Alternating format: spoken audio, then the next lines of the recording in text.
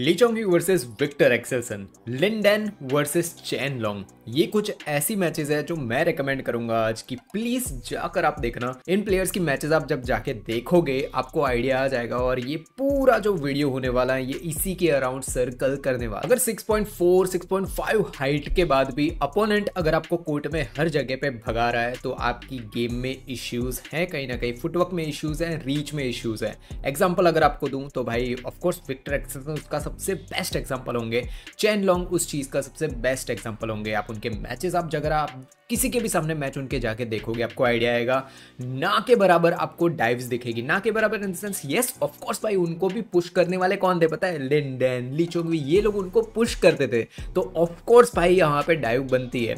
But जब कोडाई नारा को आपके सामने हो, कोई रैंडम प्लेयर्स हो आपके सामने, वो आपको कोर्ट में हर जगह पे भगाए विद 6'5 6'4 हाइट एंड पूरे डायगोनल कोर्ट में भगाता जाए, कॉर्नर टू कॉर्नर भगाता जाए, तो भाई इश्यूज हैं, रीच में इश्यूज लग रहे हैं। Akane Yamaguchi, Anthony Ginting, Nozomi Okuhara, आप जितने भी थोड़े शॉर्ट हाइटेड प्लेयर्स को आप देखोगे वो लोग डाइव क्यों लगाते हैं, इसका रीजन मैं आपको बताता हूँ। पहली चीज भाई, अगर आप जो शॉर्ट प्लेयर्स होते हैं उनको कोर्ट में भगाओगे तो भाई कितने भी स्टेप ले लो, एक टॉलर प्लेयर है उसको एक स्टेप लगता है कॉर्नर में पहुंचने में, और एक शॉर्टर प्लेयर होता है उसको भाई 2-3 स्टेप लग जाते हैं वहां पे पहुंचने में। तो ऑफकोर्स भाई टाइम लगेगा, तो रनिंग करनी पड़ेगी, डाइव लगानी पड़ेगी।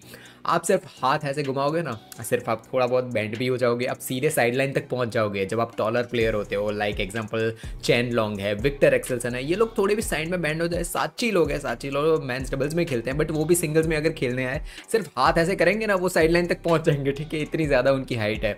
इतनी हाइट के बाद भी अगर आपको साइड लाइन्स पे हर बार डाइव लगानी पड़ रही है, हर बार आपको ओवरहेड कॉर्नर्स पे जाना पड़ रहा है, हर बार आपको फ्रंट कोर्ट के बारे में मैं आऊँगा, डिस्कशन करूँगा ज़रूर, बट ये चीज़ अगर अब बार बार हो रही है तो रीच का इश्यू आ रहा है और उसको चेंज करना बहुत ज़्यादा ज़रूरी है। जब आपका अपोनेंट है कुछ अच्छे खासे पॉइंट्स आपके सामने लेते जा रहा है ना, तो मैंने इसके बारे में डिस्कशन बार बार अपने वीडियोस में किए हैं। अगर आप स्टेट प्लेयर हो, नेशनल प्लेयर हो, तो आपके लिए भी एक रिकमेंडेड चीज़ होगी कि अगर आपका अपोनेंट आपसे बेटर है, आइडिया आ जाता है, सारे प्लेयर्स को आइडिया आ जाता है कि अगर आपका अपोनेंट आपसे बेटर है तो पहली चीज़ जो आपको बिल्कुल भी नहीं करनी है वो है एरर।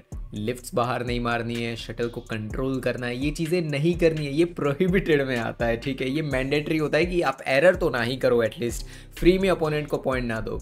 लिफ्ट्स बाहर जा रही है, स्मैशेस सेकंड सेट में तो ऐसी 1-2 स्मैशेस थी जो कोर्ट के यहाँ इतना बाहर गई है, ठीक है, तो ये चीज़ मुझे एक्सपेक्टेड नहीं थी। अभी भी जो एक पॉजिटिव पॉइंट के बारे में मैं डिस्कशन करना चाहूँ ना, तो भले इश्यूज़ हैं, फुटवर्क में इश्यूज़ हैं, बहुत सारे इश्यूज़ भले ही चल रहे हैं, बट मुझे अभी भी जो एग्रेसिव आयुष शेट्टी है ना वो दिखने मिलते हैं।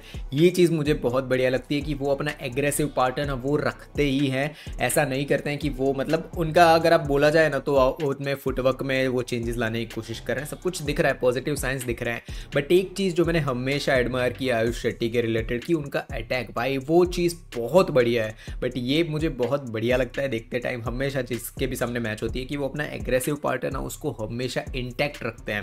रिलीज के बीच में उतना अटैकिंग मोड उनका चल रहा है, ये चीज़ देख के मुझे बढ़िया लगा। बट यहाँ पे बहुत बड़ा एक क्वेश्चन आता है कि भाई क्या सिर्फ एग्रेसिव होना ही गेम को आपको जिता देगा, तो नहीं भाई। लास्ट टाइम कोडाई नारो का वर्सेस आयुष शेट्टी वाली मैच जाके देखना जहाँ पे आयुष शेट्टी जीते थे, यहाँ पे देखना आपको गेम आयुष शेट्टी की सेम ही दिखेगी।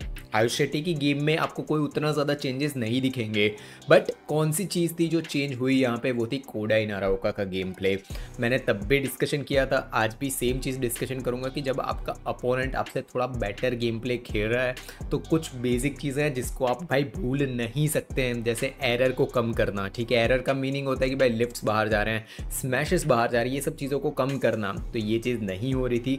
सेकेंड चीज़ जो नर्वसनेस वाले लास्ट वीक था या लास्ट वीक हाईलो ओपन जब भी था, ये चीज़ का डिस्कशन किया था। आज भी सेकेंड सेट में आपको ये चीज़ नोटिस होगी, ये चीज़ को भाई चेंज करना पड़ेगा। दैन एक पॉजिटिव पॉइंट की अगर डिस्कशन किया जाए तो नेट प्ले, भाई आज आयुष शेट्टी का नेट प्ले बहुत ही बढ़िया था यार। मुझे इंप्रेसिव कहाँ पे लगा पता है कि 2-3 शॉट्स नेट प्ले गए और मुझे लगा कि यहाँ पे कोडाई नारा का शायद टैप लगा के फिनिश कर देंगे, वहाँ से आयुष शेट्टी ने पॉइंट लिया। आई वाज लाइक मैन, ये बढ़िया पॉइंट था यहाँ पे जो आयुष शेट्टी ने लिया। बट यहाँ पे बहुत बड़ा क्वेश्चन क्या आता है पता है, कि नेट प्ले में आप बढ़िया हो, यस 110% आप बढ़िया हो, बट आपका अपोनेंट है वो थोड़ा और बेटर है, तभी वो लिफ्ट्स ले रहा था। लिफ्ट्स कैसे ले रहा रहा था आपको आइडिया दे देता हूँ कि आप पूरे मैच में अगर आप जाके देखोगे ना, मैं रिकमेंड करूंगा आप जाके देखना आज की मैच है कोडाई वर्सेस आयुष शेट्टी वाली।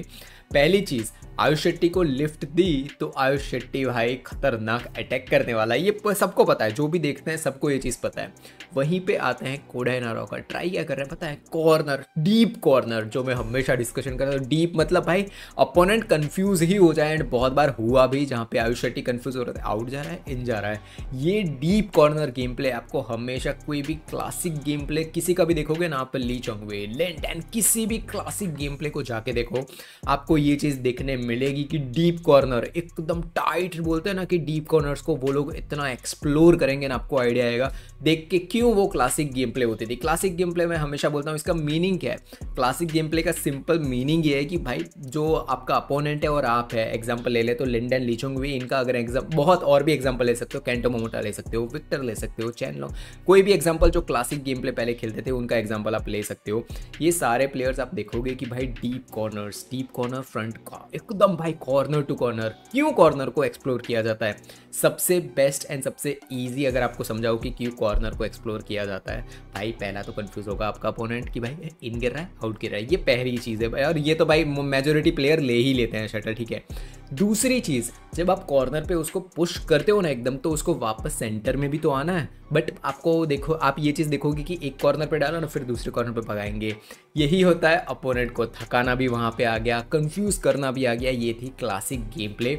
मैं रिकमेंड करूंगा प्लीज़ पुरानी मैचेस जाके देखा करो इन सब लेजेंड्स की, कैसे इन लोगों ने गेम प्ले दे रखी है। इसीलिए वो लोग इतने बोलते हैं ना कि सक्सेसफुल थे 17-18 ईयर्स की एज में भी, कि भाई वो लोग कॉर्नर्स को एक्सप्लोर कर रहे थे, वो लोग भाई बेसिक गेम प्ले पे ज़्यादा स्टिक करते थे, वो भाई बहुत बोलते हैं ना कि अलग ही गेम प्ले लेके आ गए। नहीं भाई, आप देखोगे आंसिंग, आपको दिखेगा कि भाई क्या वो बहुत एक्स्ट्रा ऑर्डिनरी गेम प्ले लेके आती है। आप हमेशा नोटिस करोगे कि बेसिक फुटवर्क पे कितना ज़्यादा वो ध्यान देती है। एक और चीज़ आप नोटिस करोगे कि जब बहुत ज़्यादा लिफ्ट आयुष कर रहे थे ना, तो एक साथ कोडाई नारोका 2 या 3 एक साथ कनाया बोलते हैं ना स्मैशेस लगा रहे थे या फिर अटैक कर रहे थे ना, वहाँ पे आयुष के डिफेंस को भाई वहाँ पे दिख रहा था कि डिफेंस नहीं हो रहा है।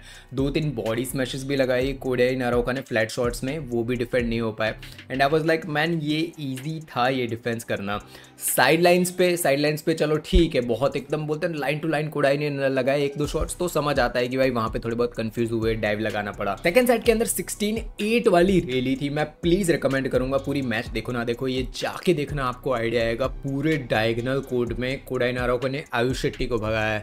जस्ट इमेजिन भाई, एक टॉलर प्लेयर को भाई उनसे शॉर्टर प्लेयर पूरे कोर्ट में भगा रहा है। आप हमेशा देखोगे, आपका पता नहीं, मैंने बहुत जितने भी नेशनल्स के मैचेस देखे हो, स्टेट्स के मैचेस देखे हो, एक टॉलर प्लेयर होगा ना, वो क्या करेगा पता है, कि अपोनेंट को ऐसे ही भगाएगा कि भाई ले यहाँ पे भाग, यहाँ पे भाग। क्यों? इसका रीज़न ये है कि भाई टॉलर प्लेयर के लिए तो हर एक पार्ट में कोर्ट का होता है ना, वहाँ पे पहुँचना बहुत ही ईजी होता है भाई, 1-1.5 स्टेप में वो पहुँच जाएगा। वहीं पे मैंने जो वीडियो में स्टार्टिंग में भी डिस्कशन किया कि भाई शॉर्टर प्लेयर के लिए उतना इजी नहीं होता है वहाँ पे पहुँचना। वहीं पे अगर एक शॉर्टर प्लेयर एक टॉलर प्लेयर को पूरे कोर्ट में भगा रहा है, तो भाई फुटवर्क में इश्यूज आ रहे हैं, रीच में इश्यू आ रहे हैं, इस चीज़ों को चेंज करना पड़ेगा जितना जल्दी हो सके। बहुत राउंड ऑफ 32 एग्जिट्स हो गए भाई, ऐसा ना हो कि जो ऑडियंस है, आज जो कमेंट सेक्शन में देखता हूँ ना कि आज कमेंट्स ही नहीं आए, लोगों को इंटरेस्ट नहीं है, कोई पूछ भी नहीं रहा है कि भाई क्या हुआ आज के मैचेस में, क्या हुआ। बहुत लोग हैं जिन्होंने देखना ही छोड़ दिया है। एंड ये बोलते हैं ना कि हमारे इंडिया की रिलेटेड बात कर रहा हूँ, बाहर का भी मैं डिस्कशन नहीं कर रहा हूँ, बट हमारे वाले लोगों ने ही देखना छोड़ दिया, उनको पता है कि भाई क्या ही परफॉर्म कर रहा है। तो ये चीज़ मैं नहीं चाहता हूँ कि आगे जाके इंडियन बैडमिंटन के साथ हो। मैं चाहता हूँ और भी ऑडियंस यहाँ पे जुड़े, बट उसके लिए प्लेयर्स लोगों को भी परफॉर्म करना पड़ेगा।